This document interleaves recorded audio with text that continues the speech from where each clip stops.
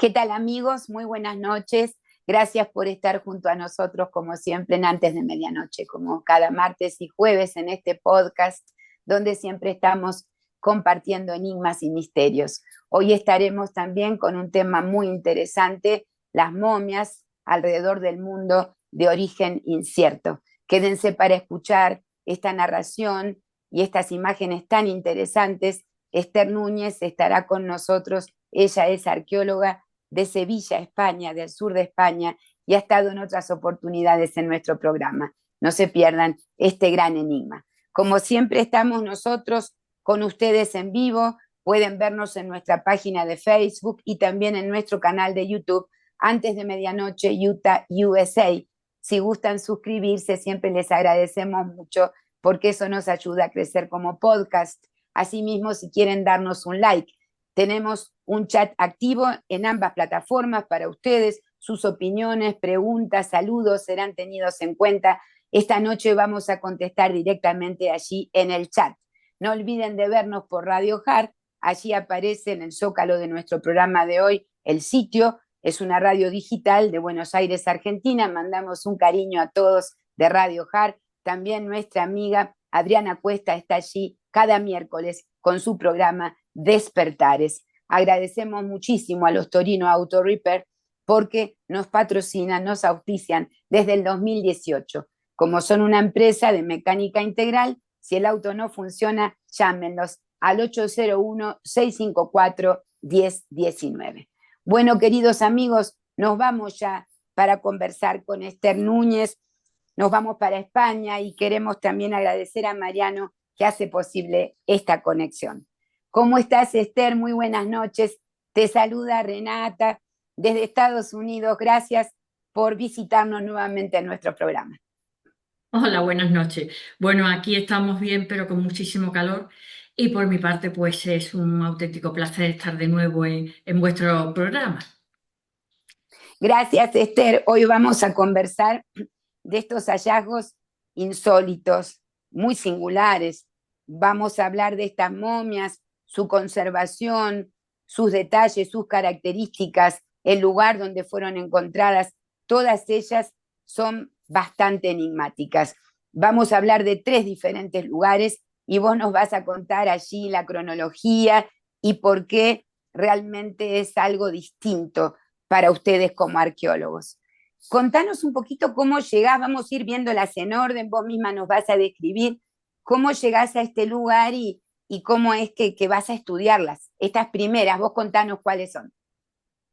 Bueno, esta primera que vamos a hablar, por lo que veo en el plano, en Altai. Altai es una de las repúblicas, uno de los sujetos federales de los que se compone Rusia.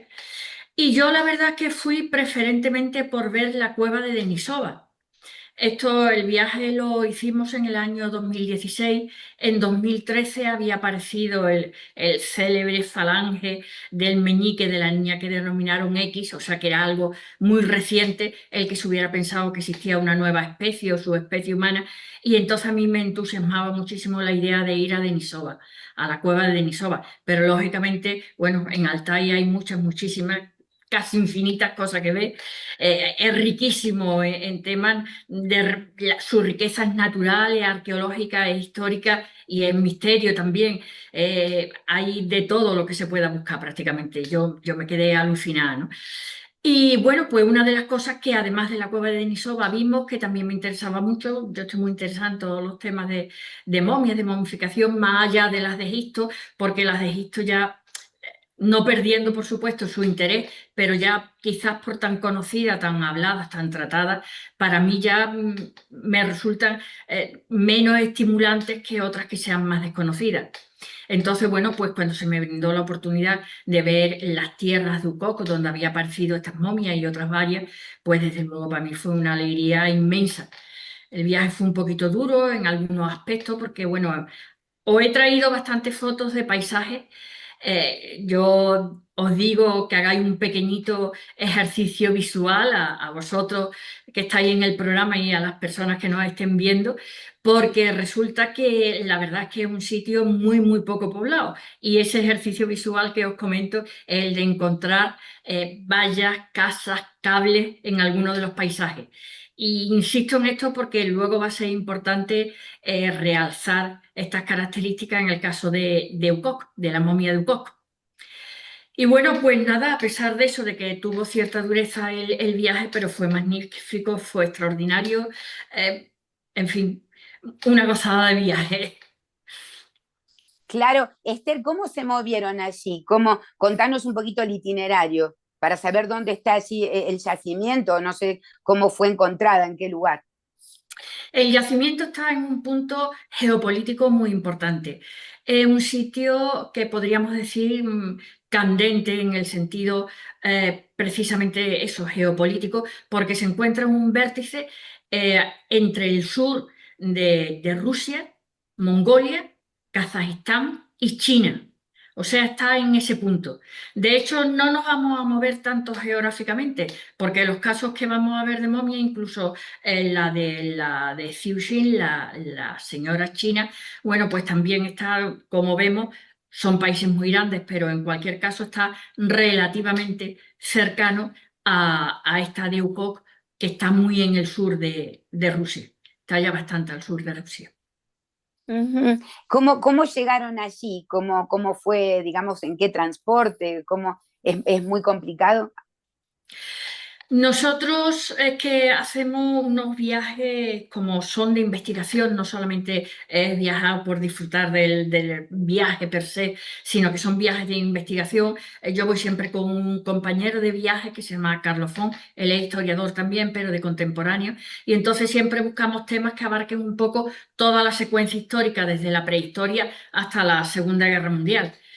Entonces buscamos unos viajes que digamos son a la carta. Y entonces nos movemos, nosotros ya preestablecemos los destinos a los que queremos ir, contactamos con una agencia que sea de viaje, normalmente son viajes de aventura, no son viajes de los habituales, y entonces, bueno, pues contamos allí con una persona que nos hace, algunas veces no siempre, pero la mayor parte nos hace de conductor y además de guía en el sentido de que es quien nos traduce. En este caso fue así, era un joven español, Ignasi, pero que él era el conductor, pero además como había vivido mucho tiempo en Rusia, pues gracias a él podíamos hacer preguntas e investigar, porque claro, si no cuesta bastante trabajo, se pierde muchísima información. Y bueno, pues ese fue el tipo de viaje que además es el que hacemos habitualmente. Y nosotros ya le habíamos dado las coordenadas un poco de los sitios a los que queríamos ir. Ujú. Esther, ¿qué es lo particular de esta momia de la dama de Ukok? Bueno, pues hay dos vertientes, podríamos decir. Por un lado es la puramente fisiológica, anatómica, ¿no? Por su magnífico estado de conservación a pesar de tener 2500 años y está extraordinariamente bien. Y por otra parte, es las circunstancias, digamos, misteriosas que revistieron, más que su hallazgo en sí, que fue arqueológicamente totalmente normal, pero sí lo que pasó después, una vez que la trasladaron de sitio y todo eso. Entonces, pues se ha hecho un poquito conocida por esas dos cuestiones y por otra más que luego comento, que es algo intrascendente, pero que sin embargo, bueno, pues como digo, fue mundialmente conocida a ese nivel. Ujú. Ahí estábamos viendo algunas imágenes. Eh, Ahora mismo yo no veo ninguna. Sí, ahí, Ahora ahí sí, está, sí, si bueno, querés esto describirnos un poco. yo había sacado al principio las primeras fotos, eran fotos de paisaje porque me parece fundamental que se vea el sitio en donde estaba esto. Pero bueno, ya directamente veo que la foto ha pasado al museo, al museo de Gorno-Altaisk, que es donde está la momia, donde está custodiada la momia. Esto es Gorno-Altaisk, también el museo. Y esto ya son culturas que podríamos decir que entran en el ámbito de lo escita. La momia en sí es una, digamos, una etnia o un linaje, una tribu, que le pusieron el nombre de Paifiric. Y le pusieron el nombre de Paifiric por un río, a ver si en algún momento se ve la foto del río para que veáis exactamente y veáis el paisaje en donde apareció la momia. Si podéis poner las primeras fotos, la tercera o la cuarta es ya de Ucoc, de paisaje de Ucoc, del sitio donde apareció. Ahí Esta, por está. ejemplo, por ejemplo, es el río Paifiric. Ese río le dio nombre a esa etnia, esa tribu, que en el seno de la cual vivió esta mujer, la momia Ducó, le llaman de muchas maneras, la princesa del hielo, ya veremos que no debe de ser una princesa, le dio ese el nombre. Y luego si veis otras fotografías que se ven como una llanura, pues eso no, esos son los montes Altai, pero eso es una zona donde hay un gran glaciar. Esto es Uco. Esta llanura es una tierra inhábil para la agricultura, solamente hay ganadería, no hay habitación ninguna, me refiero a que no hay poblado, aquí no hay como en Mongolia, por ejemplo, las yurtas trashumantes, no hay nada de eso, es un espacio prácticamente despoblado.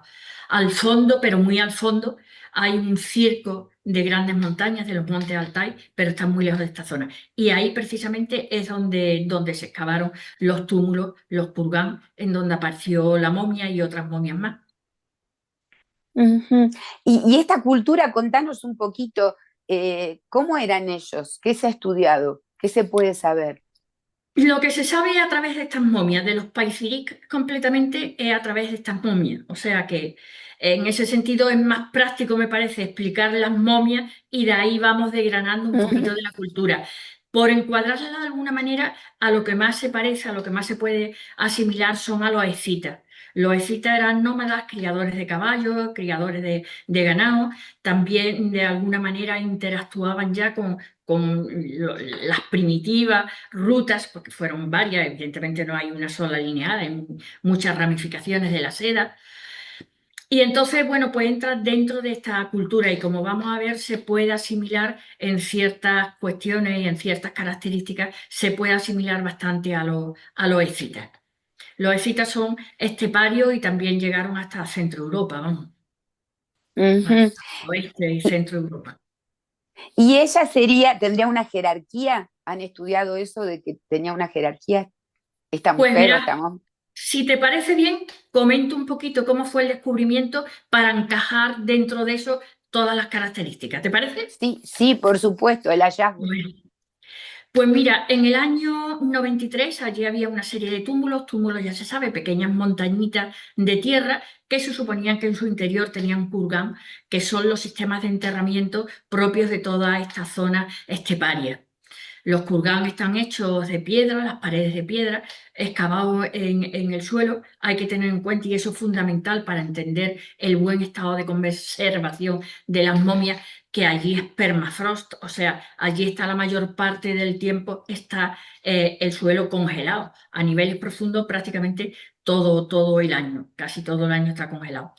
Y luego dentro de esta estructura, de estos kurgan, pues se instalaban una especie de tumbas de grandes ataúdes hechos con madera, con troncos de madera, y en el interior era donde se depositaba ya propiamente lo que sería el féretro y algunos objetos de ajuar. Entonces, en el año 93, una señora que se llamaba Natalia Polskaya, pues quiso excavar, era arqueóloga y quiso excavar esos kurgan. Y cuál no sería su sorpresa, contrariamente a lo que había pasado en otras ocasiones, porque en todo Altai hay kurgan. Yo no he traído ninguna foto de ellos, pero hay por muchos sitios, por muchas zonas. Pues estos dieron unos resultados muy positivos en cuanto a la conservación de los cadáveres que se encontraron dentro. En esta fase de la excavación, en este momento, luego se han excavado, han aparecido otras cosas, ninguno tan notorio como estos primeros. Aparecieron tres cadáveres momificados. Uno estaba en muy mal estado, otro era un hombre que estaba estupendamente conservado. Se le apreciaban los tatuajes del cuerpo, se le apreciaba que estaba peinado con trenzas, conservaba la ropa. Era un hombre robusto, de unos veintitantos años, alto, era más bien alto y fuerte, pero de él no se ha estudiado nada. o muy poco. No sé si en los últimos años se habrá estudiado algo. Cuando yo estuve buscando toda esta información para la investigación que hice sobre el tema, pues de él prácticamente no se sabía nada más que eso, es lo único que se sabía. Por el contrario, cuando se excavó otro de los kurgan y apareció esta señora, la dama Ducoc, pues sí que se estudió muchísimo, entre otras cuestiones, porque fue el objeto de la tesis doctoral de esta mujer, de esta arqueóloga. Entonces, Polskaya, es apellido. Yo tengo especial dificultad para los nombres rusos. Entonces, esta mujer hizo una tesis tan concienzuda que incluso ganó un premio. Y fruto de ella, pues se conocen muchísimas cosas. Entonces, si te parece, comento ya un poquito lo que era el enterramiento y lo que se pudo apreciar a través del estudio de la momia. Sí. ¿Correcto? Vale. Bueno, pues en el 93, como he dicho, se excavó el kurgán, apareció esta mujer y ya se desenterró, se sacó. El kurgán estaba muy bien formado, muy bien estructurado. No solamente estaba el ataúd en donde se conservaba a la dama Ducoc, sino que había otra serie de objetos. Lo primero que se encontraron fueron 5 caballos. En algunos puntos dicen 6. En la reproducción de la tumba, que está por ahí en una de las fotos, está la reproducción de la tumba, pues se ven 5. Entonces yo me he atenido a eso porque he visto que tal como han configurado toda la tumba reconstruida es muy fidedigna y entonces me fío de eso. Entonces esa es, efectivamente, había 5 caballos que debieron sacrificarlos como ritual funerario, mortuorio, pero además para que les sirvieran para sus desplazamientos en el más allá, en el otro mundo. Luego se encontraron una serie de objetos, entre los cuales había una cajita chapada con oro, había maquillaje, había diferentes tipos de maquillaje, había otra bolsita que tenía cannabis, tenía droga, y esto después vamos a ver que puede tener una doble interpretación y que es un elemento fundamental en lo que nos dice sobre la tumba. En fin, había una serie de objetos como suelen aparecer en las tumbas bien conservadas que casi siempre llevan a un ajuar funerario. Ella estaba muy bien vestida, llevaba botas de fieltro, llevaba una falda de lana de colores, tenía una sobrecamisa, la camisa era de seda, que en aquella época, y por eso digo que ya había cierta conexión con lo que fue la ruta de la seda. Tenía la cabeza rapada y tenía una peluca hecha de pelo de caballo, de pelo equino. Y luego tenía un tocado que era muy alto como una gran pluma, pero el tocado mide casi un metro. La primera foto que veis, esa, ahí se ve un poquito, se le ve el tocado. En fin, todo eso era su ajuar. Ya per se, con ese ajuar, con los 5 caballos y con las ropas ricas que llevaba, pues se pensó que era un personaje destacado en la sociedad de su época. Y repito que nos vamos a hace 2500 años. Por eso se le puso la princesa del hielo. También se han dado otras variantes, se ha dicho que era simplemente una mujer del pueblo que iba con las vestimentas propias y se desecha la idea de que fuera de la alta nobleza o regia, porque no lleva joyas de oro ni piedras preciosas. Y en fin, hay una variedad grande de opiniones. Yo personalmente pienso que era una chamana y ahora voy a decir el porqué. En primer lugar, por el hecho de que evidentemente tenía un estatus privilegiado en la sociedad, porque la mera circunstancia de que enterraran con ella 5 caballos era lo más preciado que se podía tener en estos grupos nómadas de ese momento, era lo fundamental, no era su vida. Sin caballos no podían desplazarse, no podían llevar a que fueran pastando los ganados, no podían hacer comercio, no podían llevar las carretas, nada, no podían ahora, si en algún momento podían permitirse recoger alguna cosecha, estaban el tiempo suficiente estabilizados en algún sitio como para cosechar. Eran fundamentales para todo. Entonces yo pienso que era un personaje preeminente en la sociedad. Ahora bien, en primer lugar se enterró sola, individual. a pesar de tener un peso importante socioeconómicamente hablando o socio-religiosamente hablando, eso es indudable, pero se enterró sola y no se enterró con gente de su linaje. Su tumba estaba exenta, no tenía nada que ver con otras en Ujú. donde habían aparecido la gente, digamos, más aglutinada, más formando un núcleo mortuorio. Luego, que una mujer de importancia no se haya enterrado con sirvientes, ya sean mujeres que le hicieran, bueno, pues para los trabajos domésticos en el Maya, se enterraban habitualmente con sirvientas, con criadas, y también sirvientes masculinos que eran los guerreros que tenían que defenderlo. Normalmente tenían un carácter apotropaico que se situaban a la entrada de las tumbas y que era, bueno, pues eso, la defensa para que no la disturbaran en el Maya. No, ella está enterrada sola y aislada de los demás. Esther, Entonces, quería hacer un pequeño paréntesis, una sí, pregunta. sí, ¿Eran sacrificados cuando vos decís que se enterraban, pues yo me acuerdo en el antiguo Egipto, pero cuando se enterraban sirvientes o personas para asistirlas en el más allá, de acuerdo a su jerarquía, estos otros eran sacrificados a la muerte de los personajes? posiblemente sí, en este caso no se ha podido constatar, pero luego me voy a referir a unos comentarios que hacía Herodoto, que se han confirmado a través de las excavaciones, que son muy importantes y muy interesantes para conocer algo respecto a estos pueblos escitas, a las diferentes variables que hay dentro de la misma etnia escita. Y una de las cuestiones que él comenta es que eran gente muy crueles porque les gustaba beberse la sangre de los vencidos, algunas veces en sus propios cráneos. O sea que no me extrañaría desde luego que fueran sacrificados. Eso es lo más fácil. Pero el caso es que esta mujer no. La dama Ducoc se enterró sola, aislada, independiente de hombre, de familia, de todo. Mm. Eso ya a mí me hace pensar, más que en una princesa, en una madre de familia adinerada dentro del pueblo, más ya me lleva a pensar, esas características me hacen pensar que fuera una chamana o una hechicera. Luego tenía que ser alguien, desde luego, muy respetado por las ofrendas que se le habían depositado. Y además, luego está la cuestión del cannabis. El cannabis podía ser por dos temas. Si pensamos que es una chamana, que es por lo que yo me inclino, desde luego, en mi opinión personal, pues posiblemente el consumo de sustancias psicotrópicas pues sería para llevarla a un estado alterado de la conciencia que le permitiera conectar con otros planos. Pero ahora tenemos otra vertiente. Puede ser que el cannabis lo utilizara para paliar los dolores porque como estaba tan bien conservada, se le han podido hacer estudios de todo tipo, se le ha Mm. podido extraer muchísima información genética.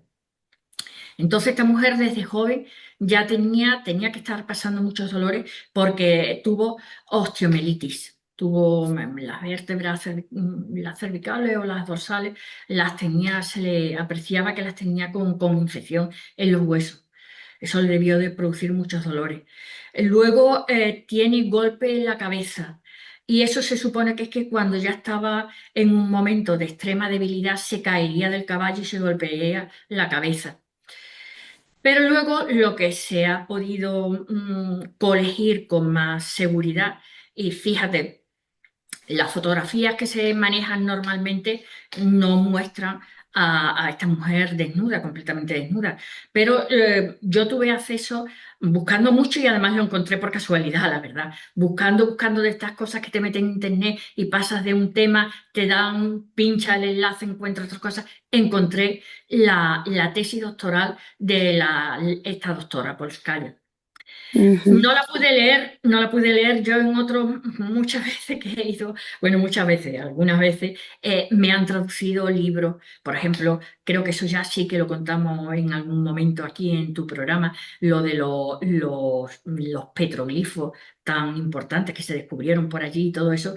He traducido los libros, pero la verdad es que me costaba un pastón, porque es que no es tan fácil, o sea, Mm. traducir del inglés, pues mucho más fácil, pero traducir del ruso y más cuestiones tan técnicas, porque concretamente la tesis de esta mujer son palabras técnicas que ni siquiera a lo mejor alguna estudiante rusa, como ha ocurrido en alguna ocasión, que me ha traducido algo porque ha estado en una especie de Erasmus. Aquí los Erasmus son unas becas que dan para estudiar un curso en otro país. Eso no es exactamente igual porque con Rusia no estaban los Erasmus, pero que había venido a estudiar un curso a la universidad aquí y me ha traducido algunas cosas.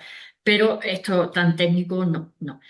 Entonces, yo lo único que he podido leer, los nombres, porque el cirílico es bastante fácil y porque además eso lo puedes buscar y ver las letras lo que pone, pero no he podido traducirlo, con lo cual me falta muchísima información que sin embargo he suplido porque a partir de esa tesis sí que hay estudios en inglés, que me han traducido mis hijas, porque yo tampoco manejo bien el inglés, pero eso sí era mucho más fácil. La cuestión está, ya se me ha ido un poco la idea de lo que estaba diciendo, pero la cuestión está en que en la tesis de esta señora Polskaya, pues aparecen fotografías completamente desnudas de la dama Dukov.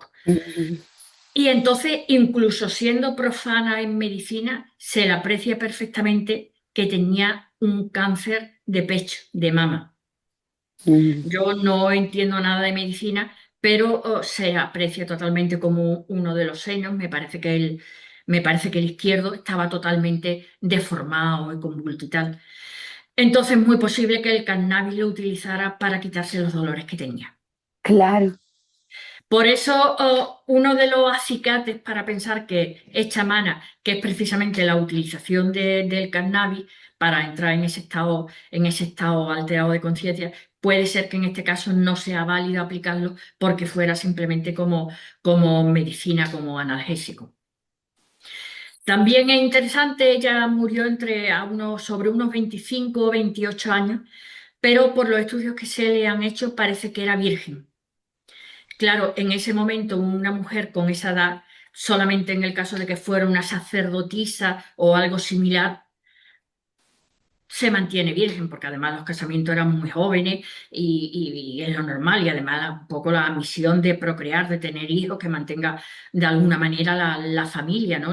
Que tiren del carro cuando ya los padres sean mayores y ellos lo sucedan.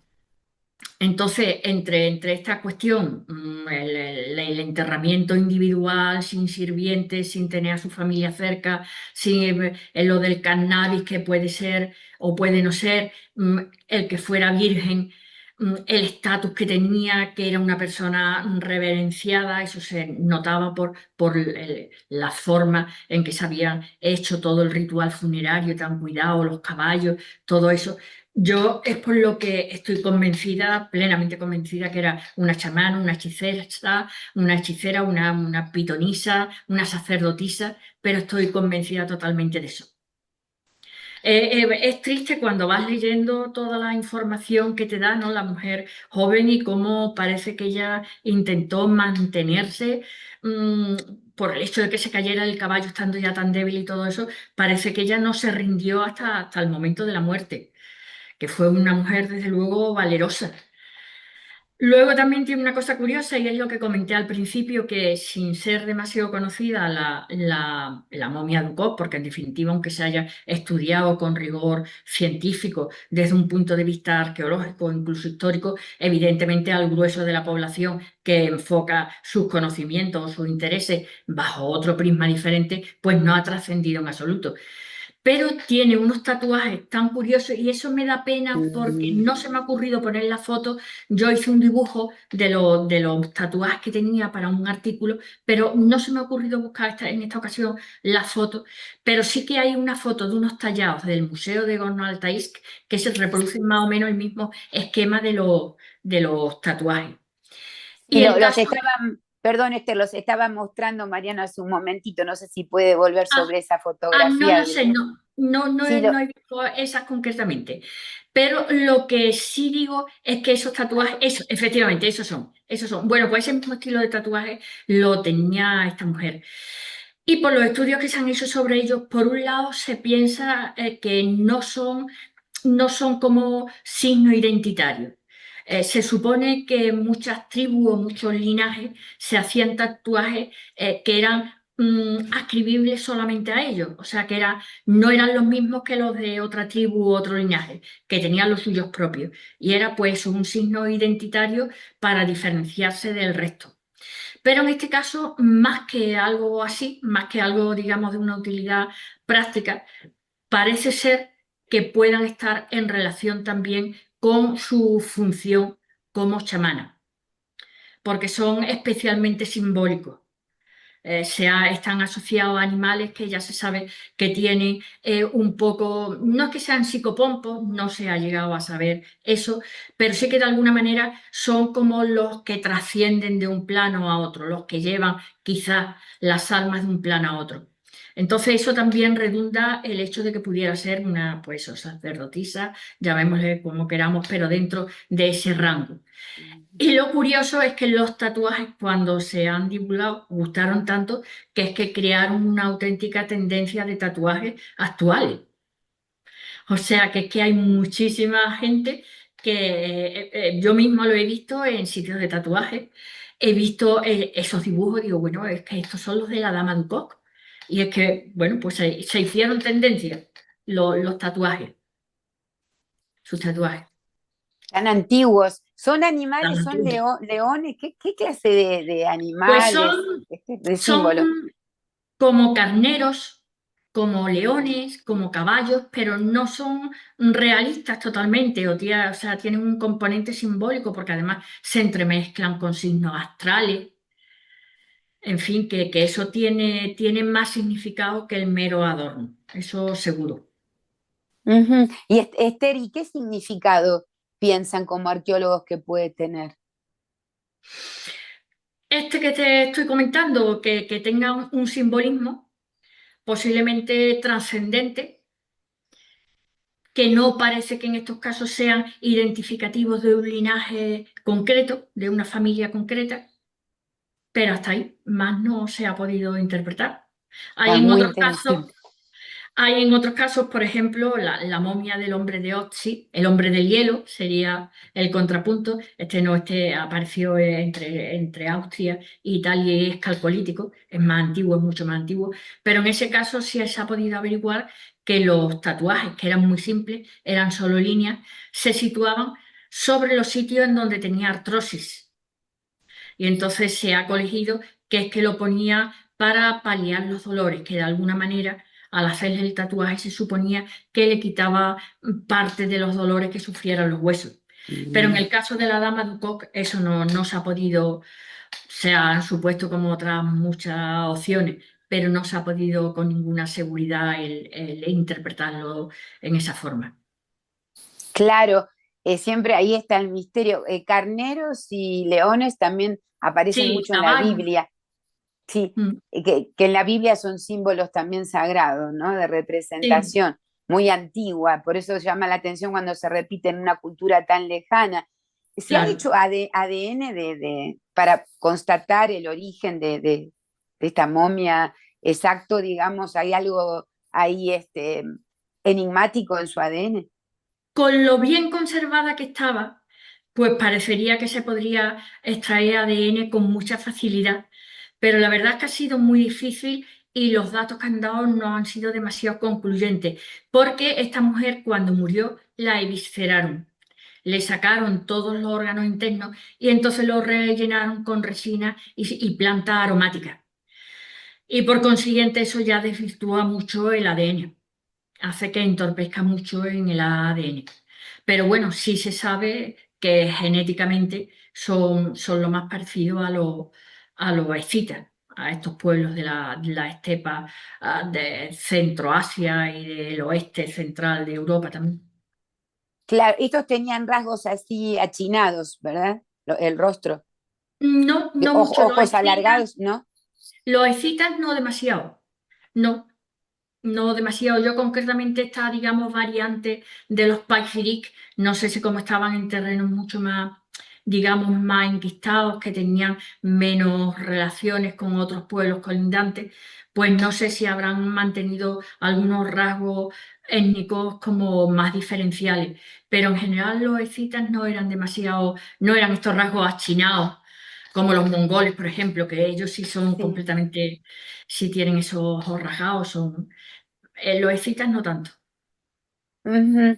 Esther, entonces, ¿coinciden en la antigüedad? O sea, ¿hay un acuerdo allí dentro del consenso de la arqueología en la antigüedad de esta momia? No hay duda, Sí, en torno a los 2500 años. 2500 años. 2500 años, sí, aproximadamente. Y lo que comentaba de antes, que Herodoto también confirma de alguna manera algunas de las costumbres de esta gente, de este pueblo, es porque él habla de que los escitas, pues que utilizaban cuando venían después de las batallas y todo eso, se metían en las saunas con piedras calientes, las cerraban todo. Y entonces, pues ponían sobre las piedras calientes, ponían las semillas del cannabis, de la sativa, de la marihuana, vamos. Y Sí, entonces, pues se ponían a gritar, se ponían fatal. Y luego también se ponían cuando tenían que celebrar algo, que en el caso que dice que bebían muchas veces la sangre de los enemigos, a veces en sus propios cráneos, pues también quemaban y aspiraban mucho el humo del cannabis, de la sativa, y entonces pues entraban en una especie de estado, él lo confunde con cuando se bebe muchísimo alcohol. Se ponían muy irascibles, a chillar, a pelearse entre ellos y todo eso. Y decía que es muy curioso porque, claro, esto lo decía Herodoto en el siglo V antes de Cristo, y nadie sabía si era verdad o si eran exageraciones, en fin, que no se tenían constancia. mm, Pero no hace mucho, pues el siglo pasado, vamos, pues, pero vamos, ya bastante entrado el siglo pasado, no recuerdo exactamente en qué fecha, no sé si fue por los años 70, quizás 80. Pues entonces estudiaron un señor que era arqueólogo de la Escuela Prusiana de Berlín y estuvo excavando en terrenos escitas que habían estado ocupados por los escitas pues en torno a esa fecha, al siglo V, antes y después, pero coinciden en las fechas. Estaban por Novosibirsk, no, ahí es donde llevaron a la Dama de Duco. Stavropol. Estuvieron excavando por allí y en un kurgán encontraron unos jarros, unos vasos de metal, de bronce, cincelados perfectamente, eran auténticas joyas, eran muy buenos orfebres los escitas. Y en uno de ellos encontraron una sustancia resinosa, y es que se había quedado allí como petrificado, como había mm. sufrido todo el paso del tiempo, pero se había mantenido adherido a la pared del vaso. A encontrar una sustancia resinosa que analizaron y era precisamente cannabis. Era resina de haber calentado, haber quemado el cannabis. Entonces, bueno, por lo menos lo que decía Herodoto, de que le utilizaba mucho esta planta, las semillas sobre todo, y también la resina, y se ponían entonces como locos y muy furibundos, pues parece que es verdad porque apareció la propia sustancia en un vaso de esa época. Claro, estamos hablando ya de miles de años antes de Cristo y ya estaba presente, ¿verdad? Ya estaba En muchas, presente. claro, muchas culturas. Y no sé si quieres que continuemos con la Dama de Coz, con todas las cosas extrañas que pasaron después de su extracción del Kurgán. Sí, Bueno, sí, sí. pues cuando la sacaron, la desenterraron, la sacaron de su ataúd, que estaba dentro del kurgán, que estaba con una especie de empalizadas de tronco y tal. El ataúd era un tronco cortado, segmentado y ahuecado en el centro, y allí la metieron. Era un tronco muy largo, tenía casi 3 metros, porque claro, la metieron con el tocado ese que hemos visto que era tan alto, que era como una enorme Mm, pluma en el centro. La sacaron y allí se había conservado perfectamente, porque nada más que la enterraron, a pesar de que la enterraron en verano, se le ha hecho análisis al contenido del estómago de algunos de los caballos. Y por las plantas que tenían dentro del estómago, la última comida que hicieron, pues se ha visto que son floración de junio, del mes de junio-julio.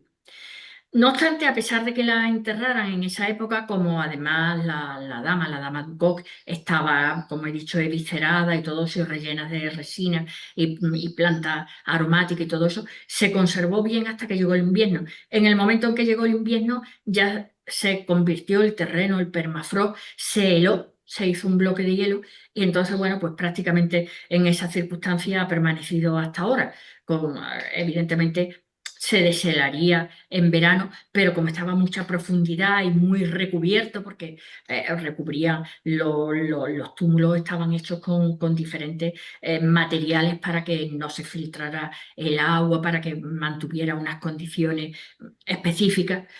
Estaban muy cuidados, estaban muy preparados.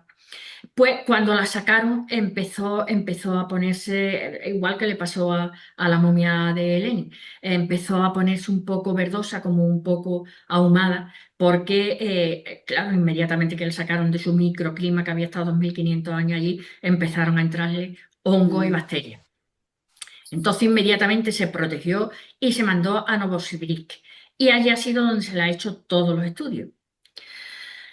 Lo que ocurre es que dijeron que toda esta, concretamente la momia importante, la que de alguna manera ahí puso un estandarte, fue la Ducoc. La del hombre, como he dicho, no lo han estudiado y los otros que han ido saliendo, porque se han hecho más excavaciones, más investigaciones, pero no han dejado ninguna impronta así en la arqueología o en la historia o en las noticias como la dama Ducoc. Lo importante fue ella.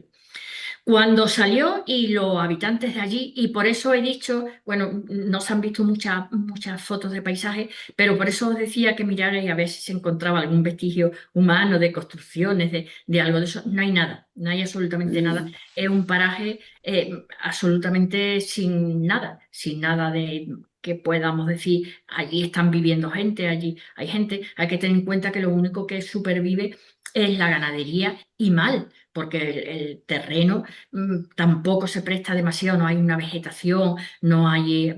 no, eso no, eso es... que me parecía que había salido otra foto que era de Tarín.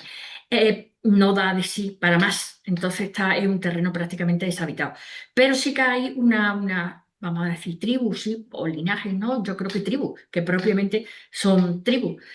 Pues muy antiguas, ancestrales, que viven allí, siguen manteniendo su sistema de vida. Y entonces cuando se enteraron de que habían sacado a esta mujer y todo eso, pues a ellos les gustó mucho. Ellos empezaron a llamarla Quindín, que significa, la traducción sería maga y guerrera. Y entonces les disgustó mucho que se la llevaran. Pero se dijo desde altas esferas de la política y de la cultura rusa, se dijo que tan pronto se le hicieran los estudios, pues que se iba a devolver allí. Pero fue pasando el tiempo. La señora esta Natalia Polskaya hizo su tesis, hizo artículos, se le hicieron estudios y la momia no venía.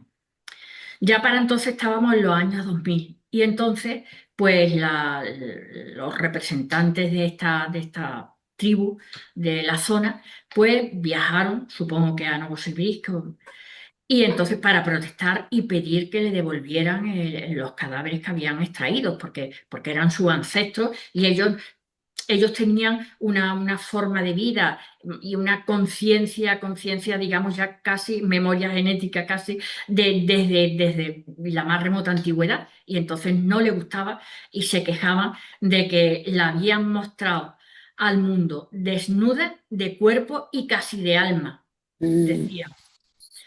Entonces ya protestaron mucho. Y, sin embargo, le dijeron que sí, que se llevaría más tarde, pero que todavía no era el momento. Y estábamos ya en 2003, en 2004, que había que seguir haciendo estudios, pero sobre todo, y en eso no estaban faltos de razón, que a la momia le hacían 2 revisiones al año para ver cómo se conservaban las mismas personas especializadas en el tratamiento de momia que se la hacen al cadáver de Lenin.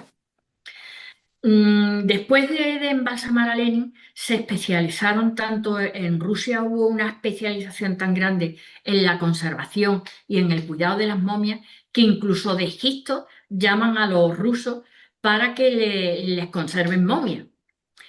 Entonces, claro, lo que decían tenía ese punto de razón de que una vez que estuvieran ya en Gorno-Altair, que está muy lejos, que no se pueden desplazar tantas veces todos estos científicos con todo el equipo que requieren. Claro, en ese sentido sí,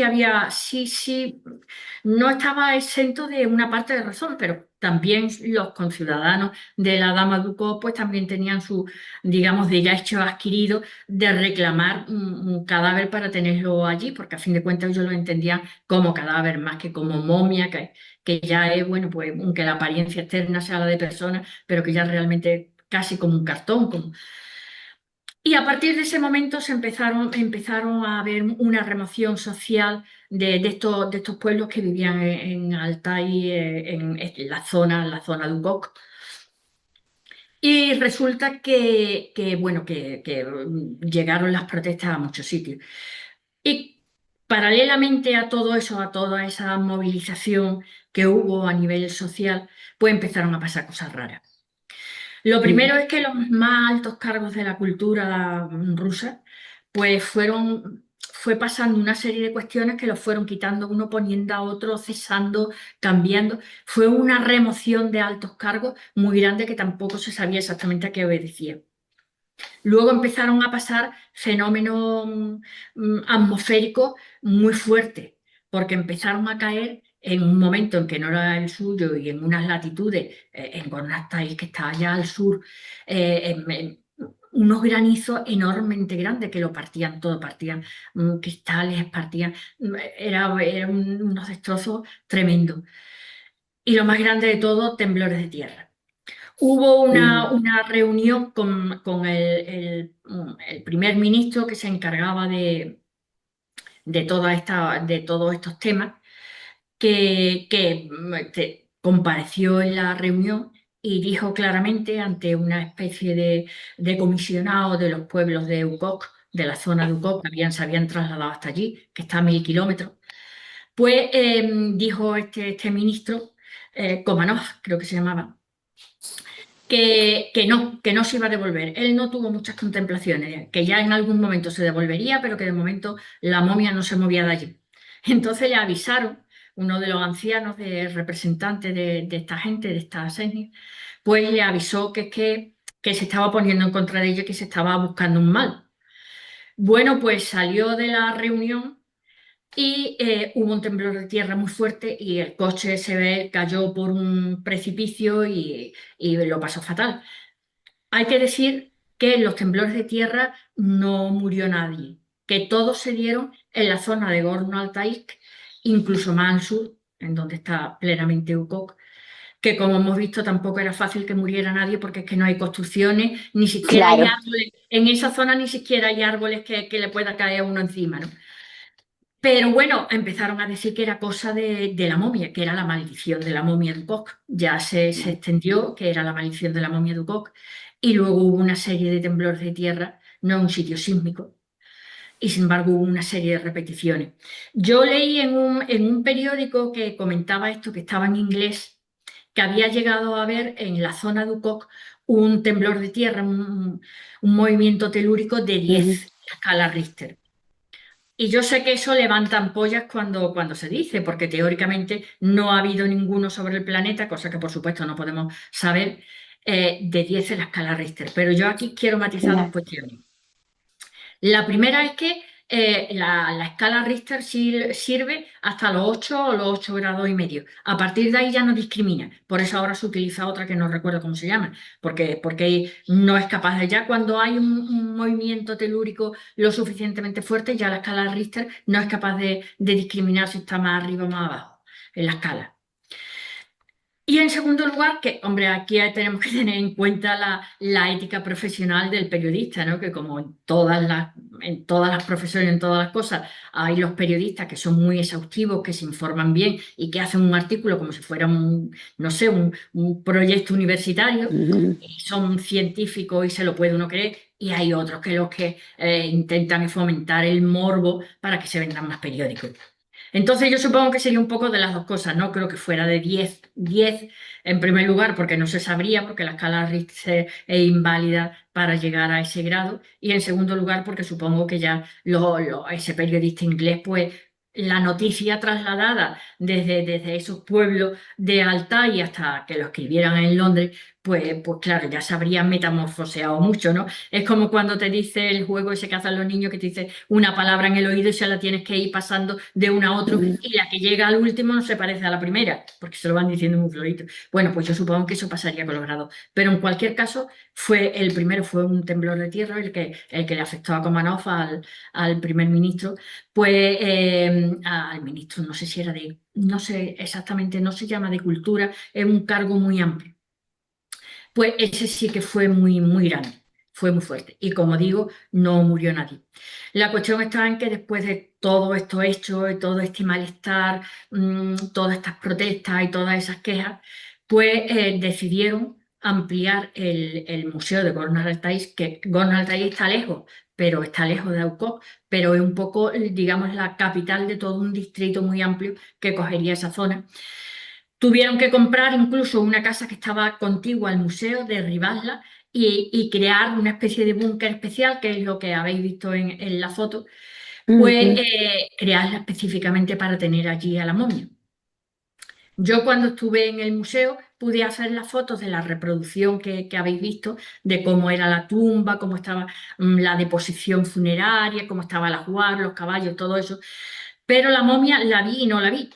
Y digo esto porque está en una especie de muro que conserva la temperatura, la humedad, todo, con un doble cristal polarizado y dentro de ese ataúd.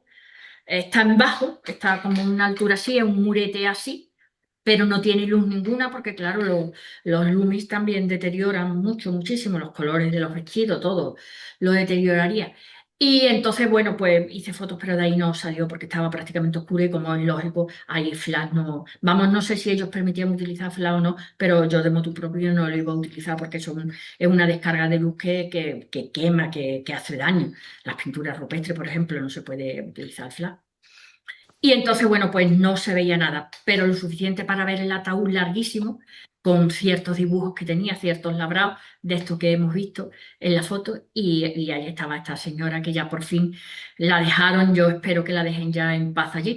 Y lo cierto es que todos esos accidentes meteorológicos y sísmicos cesaron en el momento en que la devolvieron.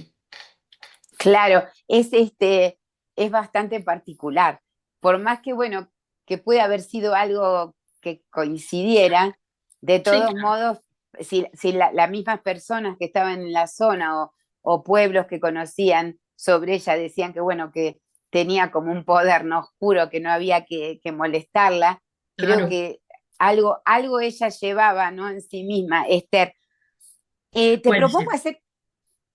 Sí, Sí, bueno, es lo que a nuestra mente viene, ¿no? Porque realmente claro, desconocemos mucho, pero todo esto que contás es bastante asombroso para nosotros, que pasara como consecuencia justamente del estudio y también de llevarla de un lado hacia otro para poder estudiarla. Te propongo hacer un pequeño corte, que estamos acostumbrados en el perfecto. programa. De regreso vamos a ver estas otras otros dos grupos, por lo menos una de ellas que nos vas a contar también, una momia que es bastante particular, su historia también, y los de Tarim, bueno, lo que asombra hoy día con inteligencia artificial es cómo pueden recrear los rostros de cómo eran también, ¿no? Porque allí es asombroso, porque algunos aparecen en lugares que quizá por sus rasgos y todo nos preguntamos de dónde vinieron o cómo pudieron llegar hasta allí. Vamos a, Efectivamente. Muy bien. exacto. Vamos a hacer el corte, regresamos enseguida con más antes de medianoche, ya volvemos.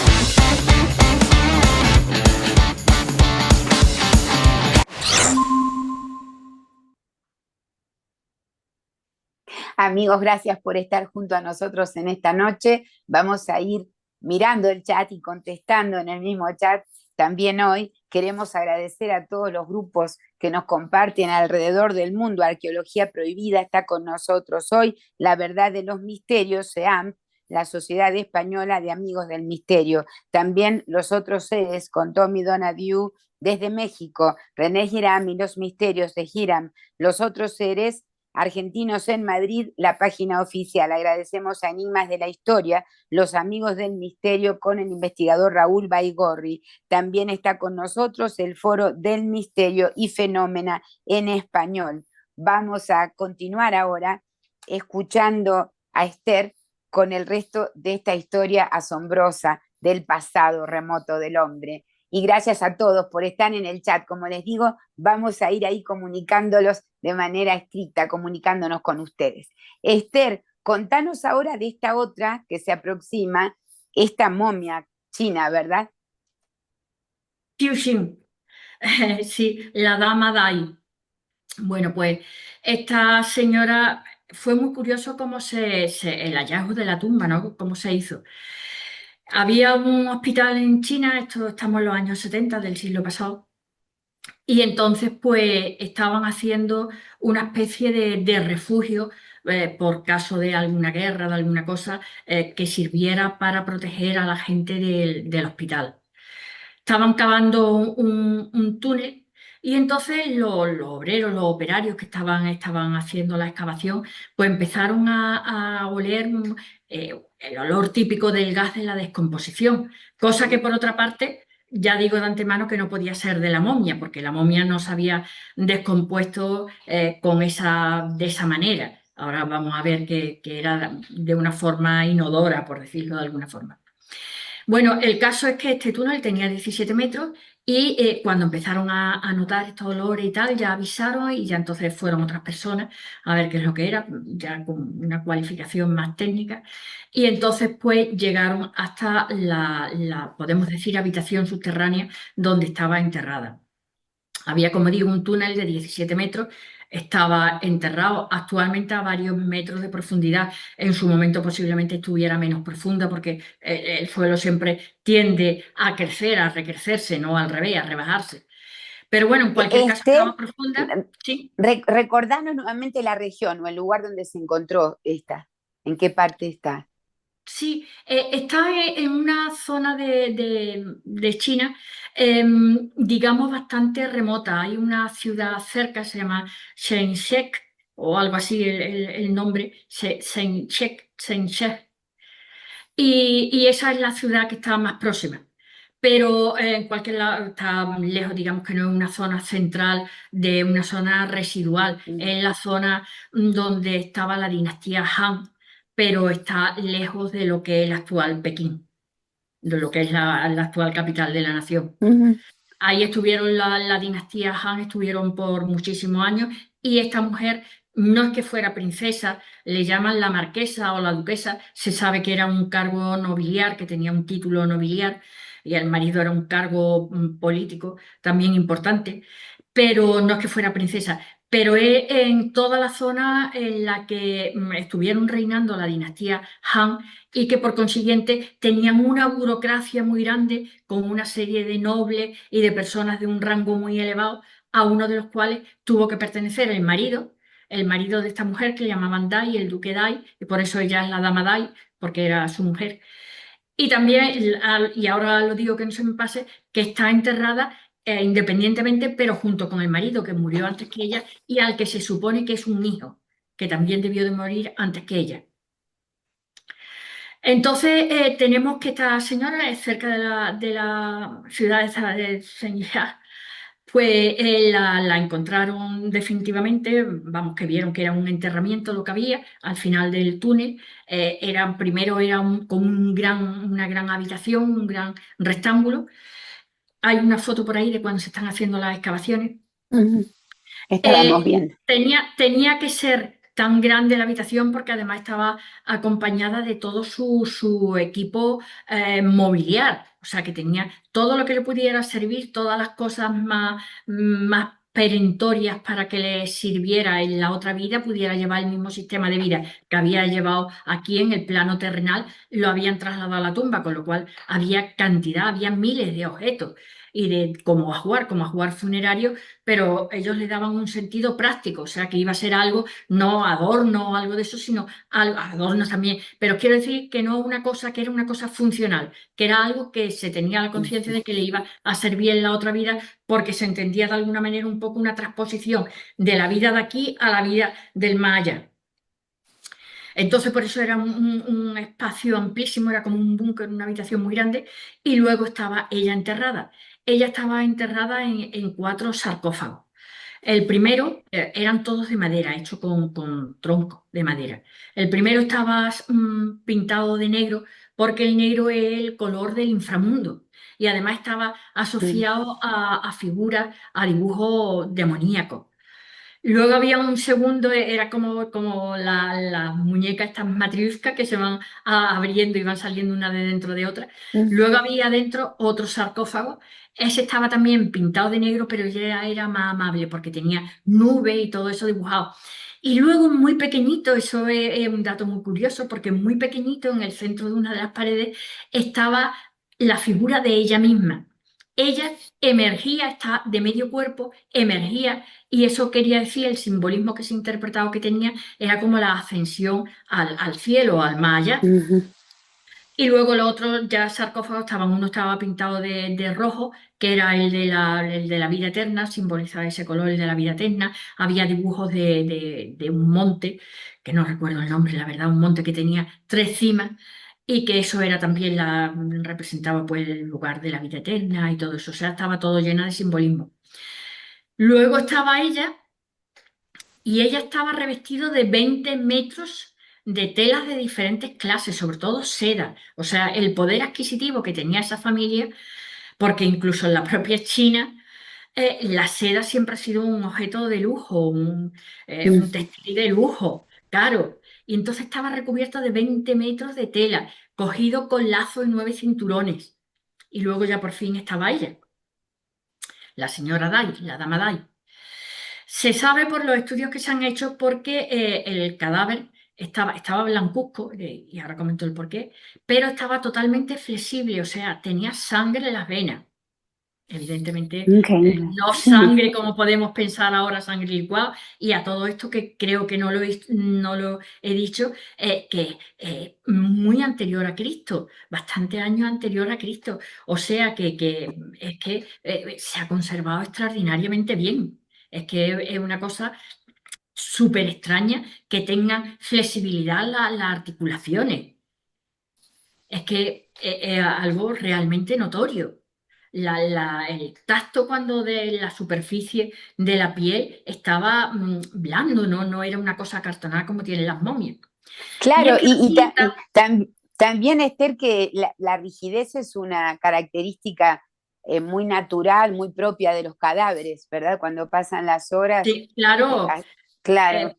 post-mortem se quedan rígidos, pero las momias en general, los órganos internos, o bien porque se han eviscerado, le saquen los órganos internos, o bien porque se descomponen. Esto, por ejemplo, un caso de una momia muy reciente, yo no sé si hemos hablado aquí en el programa de momias modernas, no sé si ha sido aquí en este momento, pero el caso de No. Rosalía, el caso de Rosalía Lombardo. Rosalía Lombardo es ya de principios del siglo pasado, es una niña que murió con cerca de 3 años en Sicilia, y se dice que es la mejor momia del mundo. Aparte que tiene también su intríngulis de que abre y cierra los ojos. Pero bueno, la cuestión está en que conserva absolutamente todos los órganos internos. Bueno, pues este caso también los conserva, pero es muy antiguo. Si no recuerdo mal, era del ciento, nació en el ciento, murió con unos 50 años y era del 268 al 190 antes de Cristo, antes de Ujú. Cristo. Sí, 168, 164, bueno, en tantos años 4 más o menos tampoco interfiere mucho. Pero quiero decir que a pesar de tener más de 2000 años, es extraordinario que se conserven flexibles las articulaciones y que tenga sangre en las venas. Exacto, O qué sea, raro. sangre.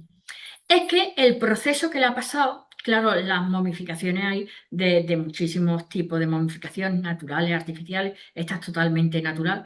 Y una de ellas, que no suele pasar porque se tienen que dar unas circunstancias muy concretas, es la saponificación.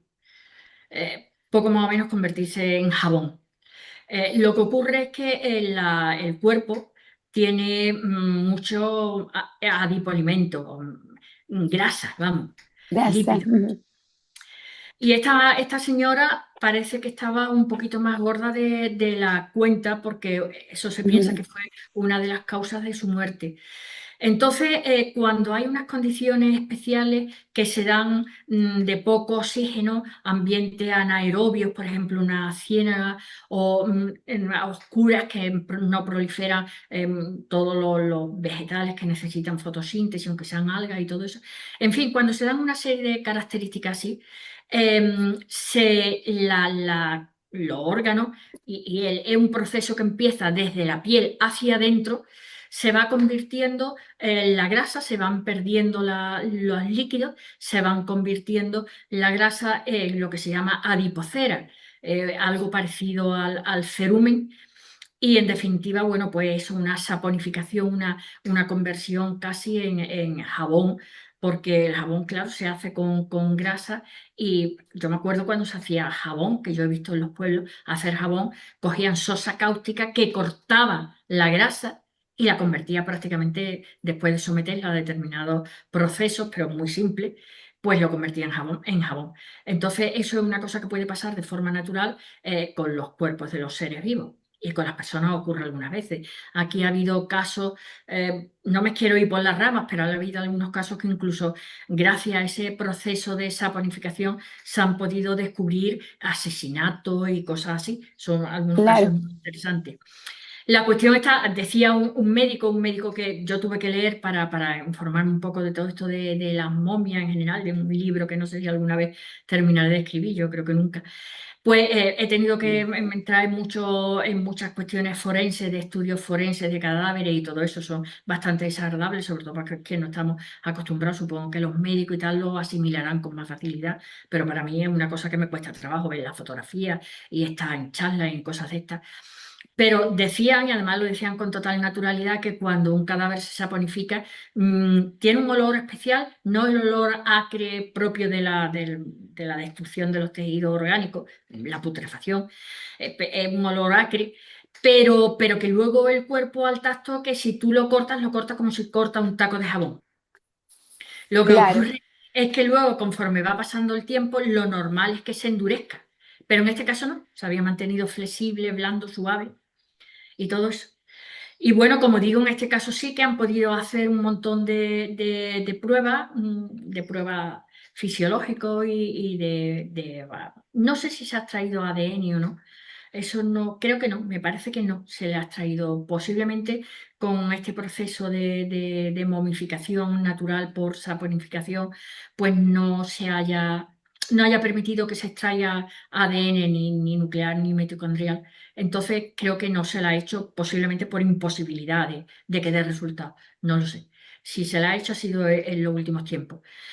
Pero lo que sí se sacaron a colación fueron todas las enfermedades que tuvo, una desviación de columna, que tenía varias vértebras pegadas, posiblemente por sedentarismo, porque la mujer era, bueno, dicen que un poco excéntrica, en el sentido de que bueno, se rodeaba de todas las comodidades, no se movía, era muy exigente. Hay mucha documentación, ¿eh? Dentro de la tumba se ha encontrado mucha documentación, no solamente objetos y artefactos, sino también documentación. Y también tenía pues sobrepeso, y se sabe que murió de un infarto fulminante cuando tenía en torno a los 50 años. Entonces, bueno, pues de ella se han podido sacar muchos datos, aparte de toda la información que ya hay a partir de los restos materiales que estaban en la tumba. Es increíble con el paso del tiempo. Esta es la reconstrucción de cómo ella pudiese haber sido, Esther. Estamos viendo una imagen Sí, sí, yo ajá. creo, yo me parece que no es muy realista. De hecho, ahora mismo en el museo de esta ciudad, donde está, es que se llama algo así como Xinxiang, o un nombre así, la ciudad, no lo recuerdo exactamente, pero bueno, sí, si lo buscáis, pues claro, se encuentra fácilmente. En el museo que hay está expuesta la Dama Dai, se puede ver la momia. Yo, si fuera por allí, por China, no es un país al que haya pensado nunca en ir, pero desde luego me gustaría mucho ver esta momia. Sí, ellos también son expertos en momificación. Yo recuerdo haber hablado con una persona que me contó eso, ¿no? Que eran muy expertos en hacer eso hasta el día de hoy también. Entonces creo que a lo mejor conocerían alguna técnica o técnicas especiales que a lo mejor hoy día no sabemos, ancestrales, pero lo que llama la atención es que cuando se hace el hallazgo científico actualmente, se le pueden hacer pruebas, ¿no? Y saber tantas cosas de personas que vivieron hace tanto tiempo atrás, Esther, y que, claro, y la impresión de lo que vos contás, ¿no? Que el cuerpo conservó cierta flexibilidad. Yo no sé si hay algún rasgo más distintivo que quieras hablar de ella o misterio que esté asociado o para vos que haya sido algo, un rasgo que te llamó la atención, o si querés que pasemos a estas otras En este de caso Tarim yo por el tiempo. Perdón. En este caso yo de misterio no le encuentro ninguno más allá del propio misterio de que se haya conservado también. Tiene su cabello, se le ve que tiene en una fotografía habrá aparecido, se le ve que tiene la lengua hinchada. Es normal que pase algunas veces en los cadáveres y más cuando se someten, aunque sea involuntariamente, de forma natural, a este proceso. Pero misterio de esotérico no veo yo en este caso. Claro, lo que sí, como decíamos, ¿no? La pregunta es la conservación de algunas. Estas de Tarim, Esther, están en otra parte del mapa, ¿verdad? Estas están Sí, en un desierto muy particular, Taclamacán. Yo estuve buscando efectivamente. algunos datos. Exacto, estas sí que el origen genético es un enigma, estas que vamos a ver ahora, las de Tarim. Estas sí, estas son más enigmáticas, la verdad. Y efectivamente están en el desierto de Tacamaclán. Hay que tener en cuenta que antes existía el río Tarín ya prácticamente ha desaparecido y contorneaba toda la meseta que es donde han aparecido estas momias. Pero tenemos que contextualizar que en el momento de estas momias, que son entre el 2000 grosso modo, porque hay alguna anterior incluso y otra posterior, no, pero bueno, grosso modo están las momias de Tarín se dan entre el 2000 a.C. y el 200 a.C., en ese contexto el río todavía era un río que cursaba agua, vamos, que no que estaba desecado ni nada de eso, y entonces habría cierta vegetación, sobre todo en las zonas de la orilla. O sea que en ese momento el desierto de Tacamaclán no era tan desierto. Y por eso permitía la vida, porque ahora mismo es uno de los lugares de la Tierra que tiene más salinidad, más sequedad, más, es extremo, es absolutamente extremo. Ahora mismo no se podría vivir allí.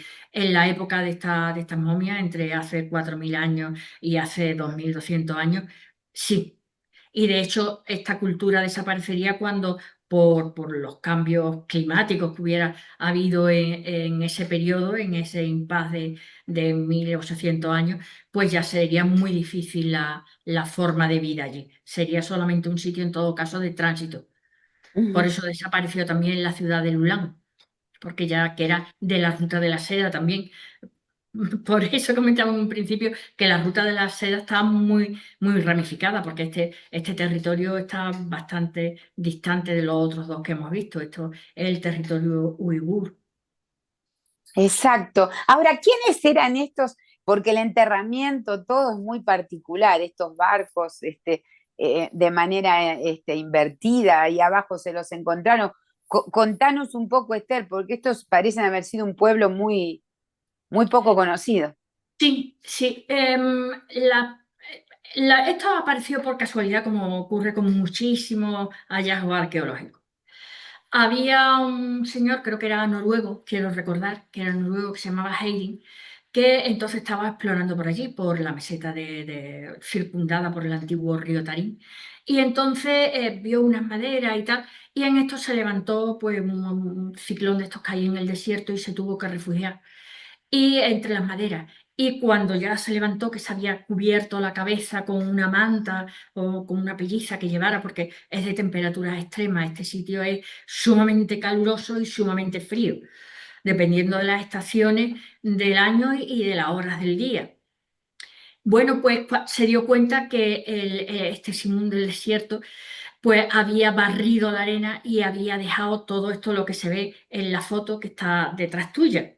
Ujú, Entonces empezó a ver, eran como unos mástiles, como unos troncos hincados, y ya empezó a ver que ahí había habido o una ciudad o un cementerio, y empezaron a excavar y a buscar.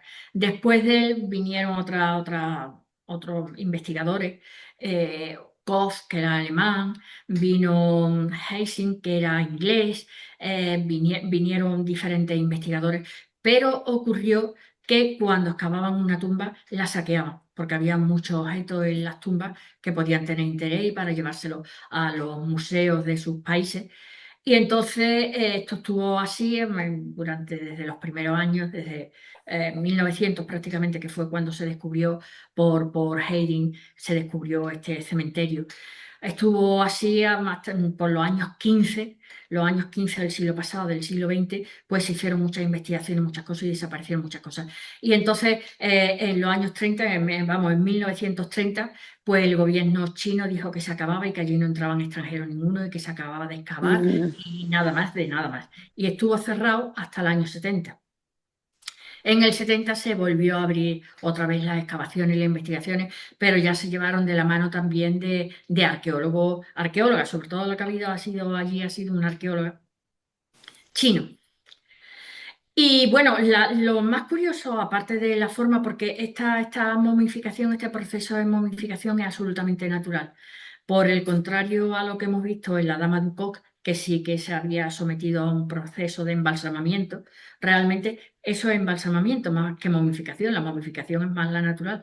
Bueno, pues estas sí, estas son pues debido a las condiciones tan extremas del clima, la salinidad y la secadez, porque es que no hay humedad absolutamente ninguna. Entonces, claro, pues han permanecido algunas casi 4.000 años, Ujú, y en el más reciente de los casos, 2.200 años, perfectamente y sin ningún tipo de intervención humana. Ha sido algo totalmente natural.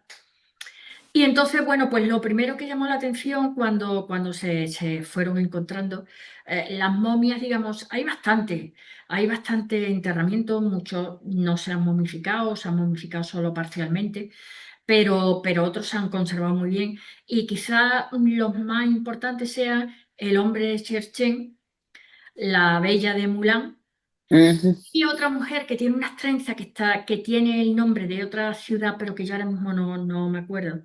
Schoenbrück, una cosa así. No quiero decir erróneo el nombre de otra ciudad. Y esos son los más conocidos.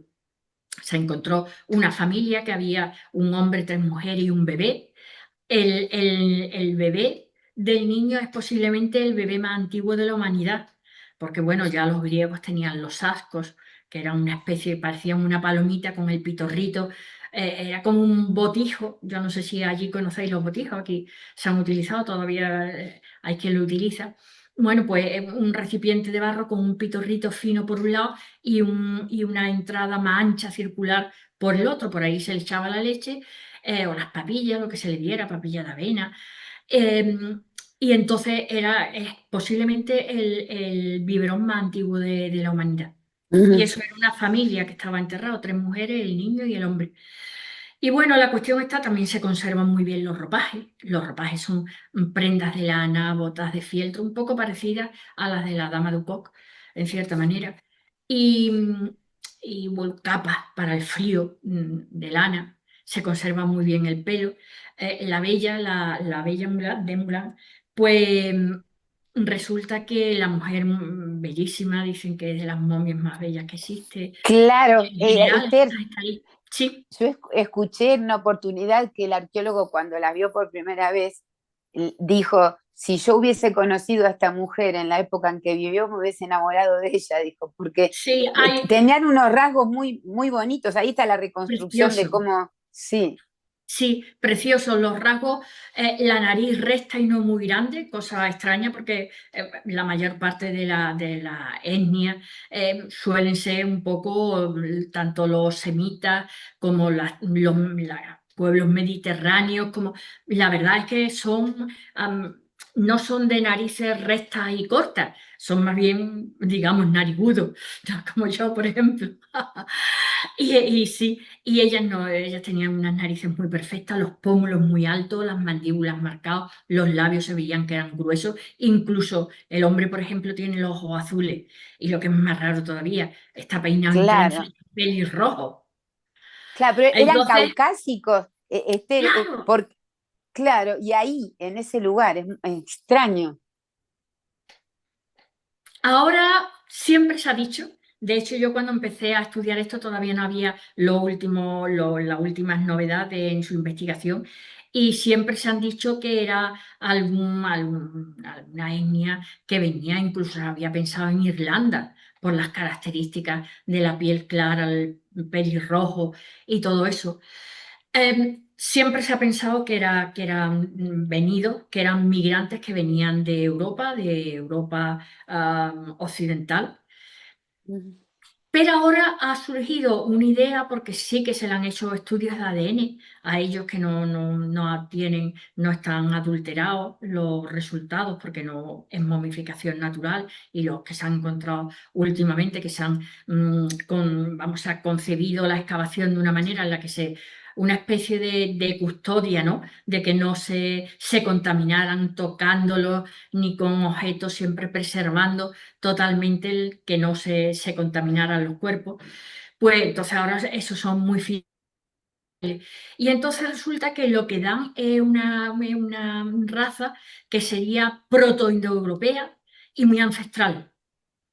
Pero claro, la verdad es que la mayor parte de los científicos que lo han estudiado no están muy de acuerdo con eso, porque dicen que incluso que fueran protoindoeuropeos, que tampoco es extraño, porque eso en todo las zonas más al sur de Asia están ahí, los turcomanos, todo eso, pues no sería tan extraño, pero es por las características ya tan específicas de los rasgos físicos, la altura que es que el hombre de las trenzas medía más de un 80, cerca de 2 metros. Quedan muy Entonces, altos, claro, claro, claro. pelirrojo, tez blanca, ojos azules, es que eso ya, aunque fueran protoindoeuropeos, es muy extraño. Con lo cual está teniendo una acogida disimétrica esta novedosa interpretación de que pudieran ser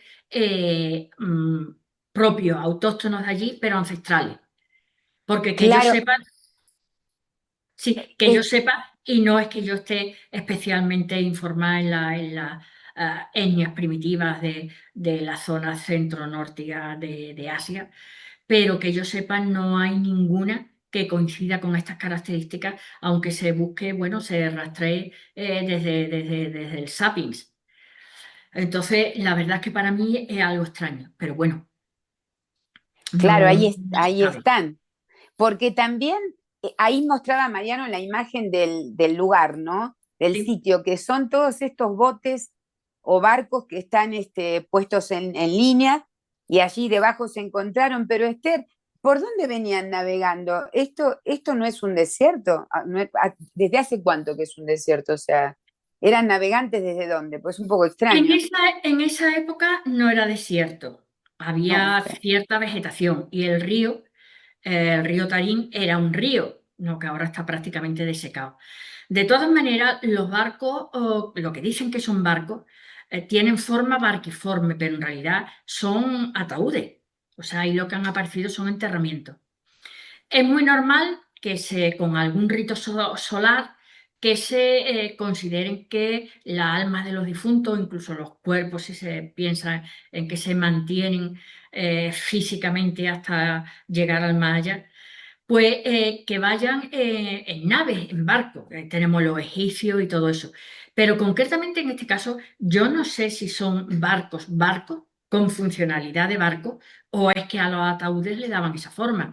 Porque como ten en cuenta, un símbolo, como Esther. símbolo o simplemente, porque desde luego, fuera lo que fuera, esta cultura, esta etnia, eh, no era ni marítima, a no ser que realmente vinieran desde Irlanda de verdad o algo así, pues no estaba vinculada, que está en el centro de Asia, no está vinculada con nada que sea ni fluvial, ni marítimo, ni nada. Quiero decir, una cultura que se fundamente, que tenga su fundamento religioso en el agua.